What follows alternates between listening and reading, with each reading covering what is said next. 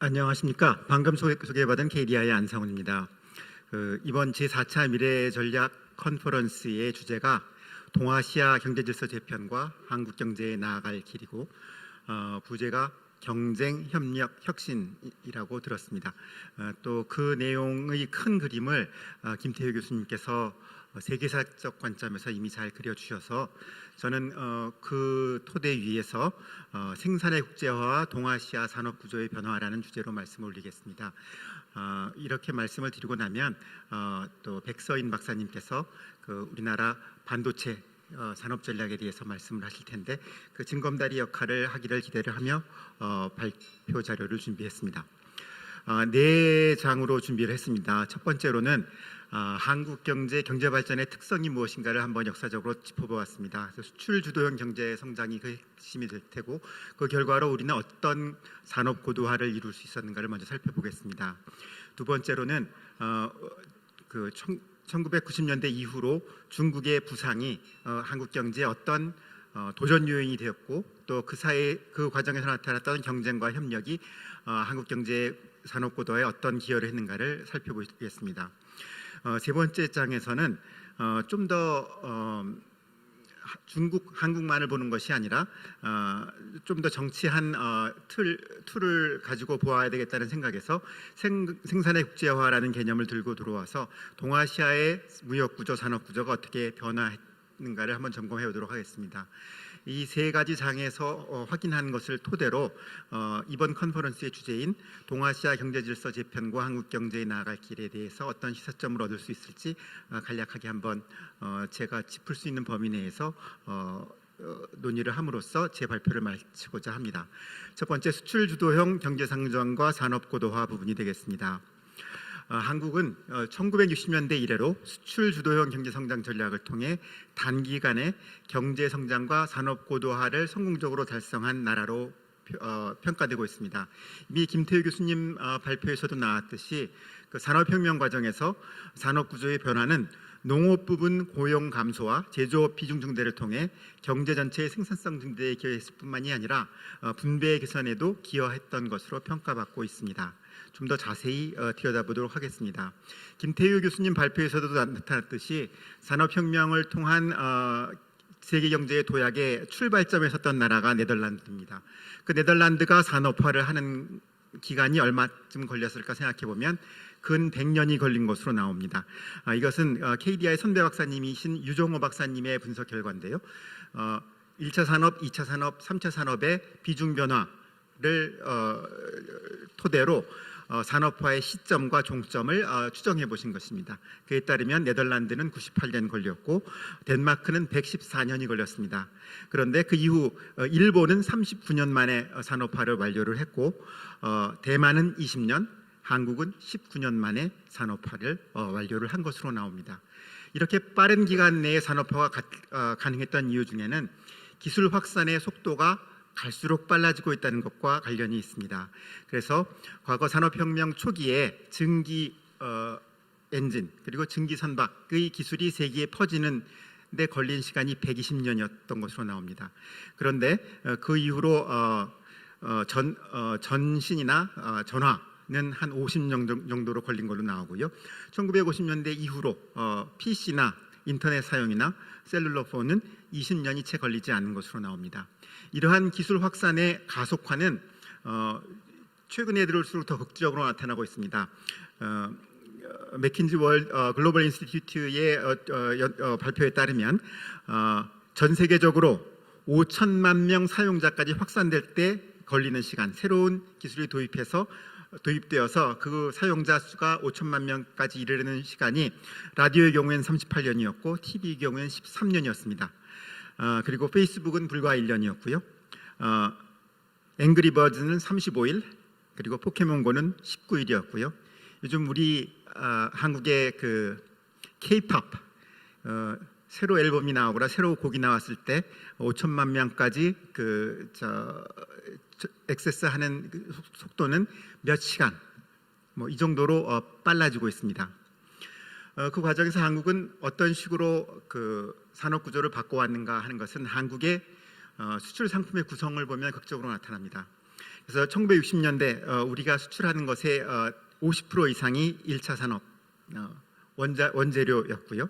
70년대 들어가서 우리가 경공업을 발전시켜서 섬유나 신발 산업이 비중이 굉장히 커졌었습니다. 김태효 교수님 말씀으로는 싸구려 제품으로 우리가 수출을 했던 것이고요. 그러나 그 과정에서 70년대 이후로 우리는 중화학공업 육성을 지속적으로 추진을 했고 2000년대 이후로 우리는 중화학공업 제품이 수출의 80%를 넘는 시점까지 다다랐습니다. 그 과정에서 우리에게 우호적인 자유무역주의의 대두 그리고 세계 시장의 확대가 크게 역할을 한 것은 틀림이 없지만 동시에 한국 정부의 구체적인 노력도 작용했음을 또 잊지 않아야 될 것 같습니다. 김태효 교수님도 이 부분을 강조를 하셨는데요. 지금 이 화면에 보이는 예전 자료를 보실 수 있을지 모르겠습니다. 왼편에 있는 것은 종합제철 공장 건설 계획이라는 문서입니다. 이것은 장기영 경제기획원 장관이 제출한 문서고요. 날짜는 시기는 1966년 7월로 돼 있고 국무회의 의결 사항이었는데 이게 대외 공표가 안 돼서 100부를 만들어서 그 세 번째라는 게 표시가 되어 있습니다. 그러니까 1966년부터 한국 정부는 종합제철 공장 건설을 그 국무회의 안건으로 올릴 만큼 이 문제를 진지하게 고민했다는 얘기고요. 그 오른쪽의 것은 조금 더 시점이 흘려서 1973년 9월 6일 대통령 비서실이 만든 문건입니다. 제목은 자동차공업 육성에 대한 대통령의 지시가 되겠고요. 여기서는 그 자동차 공업이 왜 중요하며 그렇기 때문에 정부는 어떤 노력을 해야 될지가 아주 간결하게 서술되어 있습니다. 1973년입니다. 그리고 사실은 70년대에 걸쳐서 정부는 중화공업을 육성을 위해서 굉장히 적극적인 노력을 했고 지금 우리를 위협하는 중국은 첫 번째로는 수출 주도형 경제 성장이라는 우리의 전략을 훨씬 더 큰 규모로 했을 뿐만이 아니라 중국 제조 2025에서 나타나는 바와 같이 정부가 굉장히 주도적 역할을 하고 있다는 것을 다시 한번 생각해 볼 수 있는 기회인 것 같습니다. 이 결과 한국은 GDP 쉐어에서뿐만이 아니라 고용 비중에 있어서도 제조업의 비중이 꾸준히 증가를 했고 특히 그 수출 부분에 있어서는 중화공업의 수출 비중이 80%를 넘는 선까지 지속적으로 늘어나는 것을 볼 수가 있겠습니다. 또한 그 결과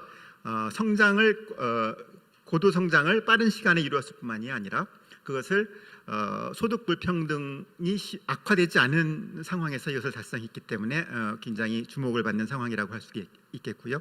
이 그림에서 나타난 것 같이 중국, 대만과 한국은 이 분석 기간 중에 GDP 성장률에서 가장 높은 지역일 뿐만이 아니라 불평등 지수가 가장 낮은 국가이기도 했었다는 것을 살펴볼 수가 있고요. 그 결과 그 빈곤에서 탈출하는 데 성공한 사례에 해당되겠습니다. 이제 중국으로 넘어가 보겠습니다. 중국의 부상에 따른 새로운 경제가 협력이 되겠습니다.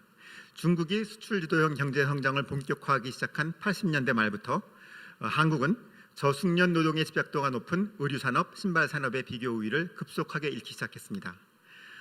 이것은 우리에게 큰 도전 요인이었고 새로운 경쟁이었습니다. 그러나 그 결과가 꼭 나쁜 것만은 아니었는데 부가가치 비중에 있어서 저기술 제조업의 비중이 감소하는 동시에 고기술 제조업의 비중이 증대하는 양상을 보였고 이것은 산업 구조의 고도화를 반영하는 매우 고무적인 현상이었습니다. 몇 가지 예를 보여드리겠습니다. 이것은 신성장연구원 최병천 원장이 최근에 낸 책에서 인용한 자료인데요. 한국과 중국의 경우 섬유산업, 신발산업이 중국이 한국을 얼마나 극적으로 따라잡고 있고 우리를 압수월했는가를 보이는 사례가 되겠습니다. 이 그림은 KDI 출신인 윤희숙 박사가 당시 1992년과 97년의 자료를 가지고 저기술 제조업의 고용이 급감을 했고 그 대신 도소매, 숙박 등 서비스 고용이 늘어났다는 것을 보이는 그림이 되겠습니다. 하지만 이것은 비교연도 마지막 연도가 우리가 외환위기를 겪은 97년이기 때문에 조금 더 과대평가된 부분도 있을 텐데 그렇지만은 않다는 것을 지금 확인해 보여드리겠습니다. 한국의 주요 수출 품목을 가지고 한국의 산업구조 변화를 한번 보겠습니다. 1960년부터 2017년까지 보면 1960년에 한국의 5대 수출 품목은 철광석, 텅스텐광석, 원사, 무연탄, 오징어였습니다. 1970년 이것은 60년대 수출주도 성장을 시작한 초기가 될 텐데 이때는 가장 수출을 많이 한 품목이 섬유였고 섬유, 합판, 가발, 철광석, 전자였습니다. 70년대의 그 중화공업 육성을 통해서 1980년 수출 품목이 좀 달라지는데요. 섬유, 전자 그리고 포항제철이 이제 수출을 시작해서 철과 강철 제품이 3등을 했고 그다음에 그 신발 그리고 조선이 등장을 합니다. 그리고 90년에 들어가면 두드러지는 것은 뭐냐면 5대 품목에서 섬유와 신발이 사라지기 시작합니다. 줄어들기 시작하는 게 1980년이었는데 1990년이었는데 2000년까지 가면 두 가지 품목이 사라지고 그러면 90년부터 2000년 사이에 무슨 일이 있었냐 하면 중국이 세계 무역의 무대에 등장을 하고 한국의 섬유 산업과 신발 산업이 무너지는 시점이 되겠습니다. 2000년, 2010년, 2017년을 보면 우리 수출 품목은 거의 변화가 없습니다. 전자 제품이 훨씬 더 세분화될 수밖에 없었던 게 워낙 커지기 때문에 이제 더 갈라보게 되었는데 반도체, 컴퓨터, 자동차, 석유화학, 조선 이 구도가 지금까지 이어지고 있습니다. 이러한 패턴을 그 주요 제조업과 주요국의 제조업 비중 추이와 비교를 해보면 선진국인 미국이나 독일이나 일본 다 제조업의 고용 비중 파란 선으로 나와 있는 게 꾸준히 하락하는 것을 볼 수가 있습니다. 미국의 경우에는 제조업 고용 비중이 10%가 채 안 됩니다. 한국도 80년대 후반, 90년대 접어들면서 제조업 고용 비중이 꾸준히 하강해 왔습니다. 다만 두드러진 것은 제조업의 부가가치 비중은 전혀 줄지를 않았다는 것을 볼 수가 있겠습니다. 이 내용을 좀 더 자세히 쪼개보면 가장 흐린 파란색으로 나타나는 것이 저기술 제조업의 부가가치 비중인데 계속 감소하고 반면 고기술, 중고기술의 부가가치 비중이 늘어나는 것을 볼 수가 있고 이것은 고용 비중을 보면 훨씬 더 극적으로 나타납니다. 맨 위에 하늘색으로 나타난 저기술 제조업의 고용 비중은 급감을 하고 90년 언저리에 고기술, 중고기술 비중은 점프를 합니다. 또 하나 두드러지는 것은 고기술 제조업의 고용 비중이 그 이후로 별로 늘지는 않습니다. 그 이유는 고기술 제조업 자체가 노동 집약도가 높지 않기 때문이라고 볼 수가 있겠습니다. 그래서 두드러진 현상은 뭐냐면 한국의 저기술 제조업 비중이 감소하는 속도는 OECD 국가 중에서 가장 가팔랐고 이것이 우리에게 큰 도전이기도 했지만 이렇게 저기술 제조업 고용 비중이 감소하는 것을 보충하고도 남은 것이 한국 제조업의 기술 고도화였다라고 볼 수가 있겠습니다. 이것을 조금 더 자세히 들여다보도록 하겠습니다. 전국 사업체 조사를 가지고 2000년대에 한국 경제의 부문별 일자리 창출과 소멸을 보면 역시 고기술 제조업과 저기술 제조업은 마이너스를 특히 저기술 제조업은 마이너스를 기록을 하고 반대로 서비스업의 고용 비중이 늘어난 것을 알 수 있습니다. 이 비교되는 5년 기간 동안에도 윤희숙 박사님이 이미 확인했던 90년대뿐만 아니라 2000년대 들어와서도 동일한 패턴이 확인이 되고요. 또 하나 중요한 것은 미시 데이터를 통해서 이 구성을 보면 일자리가 창출되고 소멸되는 것의 대부분은 신규 기업의 등장 그리고 퇴출 기업이 설명을 한다는 것입니다.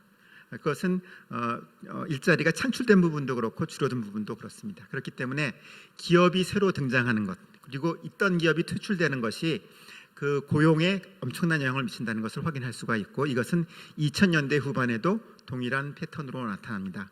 또 두드러진 것은 2000년대 후반에 보면 저기술 제조업의 고용 비중이 줄어들었을 뿐만이 아니라 고기술 제조업도 일자리가 소멸되는 분야였다는 것입니다. 그래서 이것이 의미하는 바는 기술 고도화를 통해서 제조업이 고도화될 적에도 여전히 고용 문제는 중요한 도전으로 남는다는 것을 확인할 수가 있겠습니다.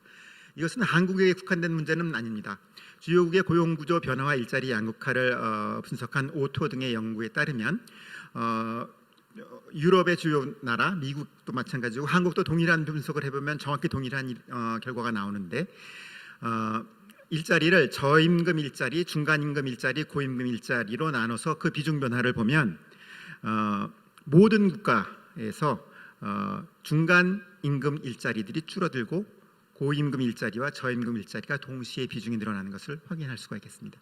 그렇기 때문에 양극화는 우리에게 여전히 큰 도전이라고 할 수가 있겠습니다. 이런 주제를 가지고 제가 2013년에 생산의 국제와 고용구조의 변화라는 연구를 공동 연구로 한 바가 있고요. OECD에서도 2013년에 Interconnected Economies라는 제목의 보고서를 낸 바가 있습니다. 이것이 파트 3의 주제가 될 텐데요. 생산의 국제와 동아시아 무역 구조의 변화가 어땠는가를 빠른 속도로 한번 살펴보도록 하겠습니다. 1990년대 이후 생산의 국제화, 특히 글로벌 가치 사슬과 수직적 네트워크의 형성으로 동아시아에서 부품 소재를 비롯한 중간재 역내무역이 급속히 증가하는 것이 확인됩니다. 한국, 중국, 일본, 동남아시아 등 동아시아의 생산 네트워크가 형성되면서 이 지역의 역내무역은 1990년부터 2010년 20년 동안 7배가 증가하고 부품의 역내무역은 13배가 늘어납니다. 그 부품의 역내무역의 핵심이 전자제품이 해당될 테고요. 이후 살펴볼 반도체가 거기에 해당되겠습니다.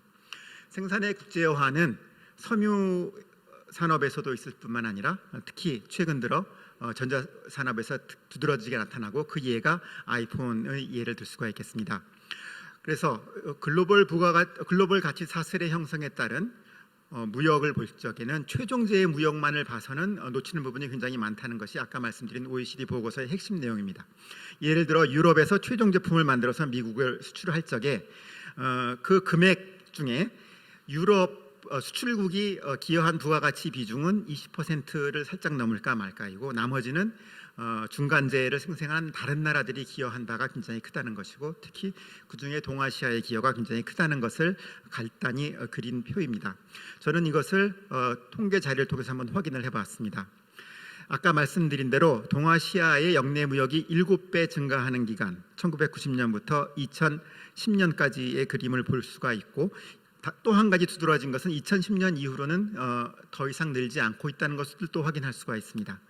그러니까 중국의 부상에 따른 동아시아의 역내무역 구조의 변화는 2010년까지 급속도로 진행됐고 2010년부터는 한계점에 다다랐다는 것을 확인할 수가 있고 그 과정에서 큰 비중을 차지하는 것이 그림에도 나타나는 바와 같이 전자기기, 또 일반 기계, 철강 및 비철 금속 이런 부분이 되겠습니다. 그리고 그 역내무역의 품목별 구성비를 보면 부품 및 구성품의 비중이 갈수록 늘어나고 있다는 것을 확인할 수가 있고 이와 관련된 미국의 연구를 보면 버클리 대학의 연구진들이 조사한 것입니다. 이를테면 아이폰이 세계 시장으로 팔리고 그것이 200불 그리고 아이폰 조립은 중국에서 일어나기 때문에 중국이 일자리를 다 뺏어가고 큰일이 벌어지는 것처럼 보이지만 200불짜리 아이폰을 만들어서 중국 노동자들의 가는 돈은 4달러도 채 안 된다는 것을 확인할 수가 있고요. 60% 가까이가 애플로 가고 한국은 약 5%를 차지하고 있습니다. 왜냐하면 그 디스플레이 부분을 우리가 만들기 때문에 이렇기 때문에 글로벌 밸류 체인이 굉장히 중요하다 하는 것을 알 수가 있고요. 이런 관점에서 수출의 경쟁력의 관점에서 그 중국의 특성을 보면 이 그림에서 오른쪽 상단 수직으로 상단에 있는 분야가 중국이 수출의 비교 우위가 있는 부분이고요. 또 오른쪽에 있는 부분은 중국이 수입의 측면에서 수입을 많이 하는 부분입니다. 그래서 중국이 수출의 비교 우위가 있고 수입을 많이 하는 산업이 뭐냐면 컴퓨터, 섬유 그리고 라디오, TV, 통신 장비입니다. 바로 이 분야는 중국이 수출도 엄청나게 많이 하지만 중간재 수입도 엄청나게 많이 하고 그 과정에서 한국이 기여하는 바가 굉장히 크다는 것을 확인시켜주는 그림이 되겠습니다. 이런 면에서 경쟁과 협력이 동시에 중요한데 경쟁의 측면에서 우리가 우려해야 될 부분을 한 얘기가 조선산업이 되겠습니다. 조선산업을 보면 1차, 2차 세전 전후한 시기에는 유럽이 시장을 80%를 전 세계 시장의 80%를 장악하고 있다가 2차 세전이 끝난 후로 일본의 비중이 커져서 1965년에 일본이 세계 1위의 조선국이 됩니다.